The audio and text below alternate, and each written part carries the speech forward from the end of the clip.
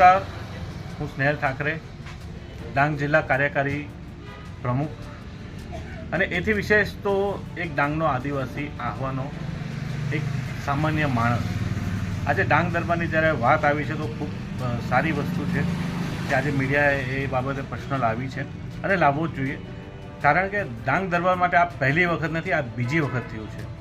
ગયા વર્ષની જ્યારે વાત કરીએ તો એ ડાંગ દરબારને મેં જ કહ્યું હતું કે એક કાળો દિવસ આવ્યો હતો.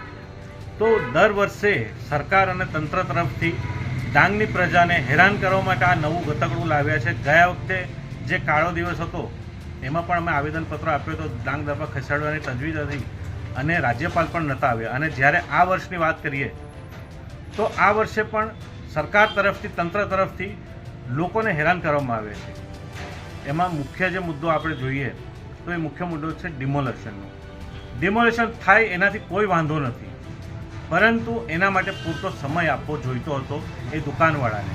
એ દુકાનવાળાનો શું વાંક, જ્યારે એ દુકાનવાળાને 1 દિવસનો 2 દિવસનો ટૂંકો સમય આપીને કીધું કે તમારી દુકાન ખસેડવી પડશે, અને જ્યારે વાર તહેવાર છે, મેળાનો સમય છે, તો આ ખરેખર એમ્યુઝમેન્ટ એક્ટના નામે જ્યારે એ વસ્તુ ખોલવામાં આવી તો એ લોકોને જો સરકારે કરવું જ હતું તો પૂરતો સમય આપવો જોઈતો હતો.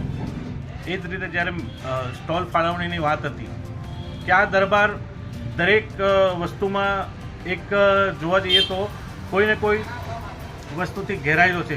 પ્લોટ ફાળવણીની વાત આવે તો આજે 900 થી 950 પ્લોટ આખા ગામમાં પાડવામાં આવે છે અને એનો ભાવ 4000 રૂપિયાથી વધારે રાખવામાં આવ્યો છે. એટલે એમ જોવામાં આવે તો ઓછામાં ઓછો બધી રીતે એ પ્લોટ 10,000 રૂપિયામાં એક સામાન્ય માણસને પડશે. તો એ ફેરીવાળા માણસ 2,000 રૂપિયા રોજ 3 થી 4 દિવસનો દરબાર રહેશે તો શું આ વ્યાજબી છે? 4 થી 5,000 રૂપિયા એ પ્લોટનું ભાડું ભરી શકે. અને મનોરંજન પ્લોટની જ્યારે વાત કરવામાં આવે તો સરકાર તરફથી બધાને ડિસ્ક્વોલિફાય કરીને એક એજન્સીને આપવામાં આવે છે. જેને આપવામાં આવ્યો તેનો વાંધો નથી, પરંતુ એમ્યુઝમેન્ટ એક્ટના નામે જ્યારે વાત કરવામાં આવે છે અને એના નામે આ દબાણના નામે જ્યારે હટાડવામાં આવે છે તો એના માટે અમને દુઃખ થાય છે. સરકાર સમયાનુસાર જે પરિસ્થિતિમાં દબાણો દૂર કરે છે એનાથી અમે એનો વાંધો નથી, પરંતુ દુઃખ થાય છે કે એ લોકોને સમય ઓછો આપ્યો છે અને ખોટી રીતે હેરાનગતિ કરી છે. જો આ જ વસ્તુ દરબારના 1 મહિના પહેલાં કે દરબાર પત્યા પછી પણ કરી શકતા હોત તો વધારે સારું હતું, પરંતુ સેફટીના નામે કે નવા ગતકડાના નામે જ્યારે આ દબાણ દૂર કરવાની વાત આવી છે તેના માટે ખૂબ જ દુઃખ થાય છે અને જે વાત ખૂબ જ નિંદનીય છે.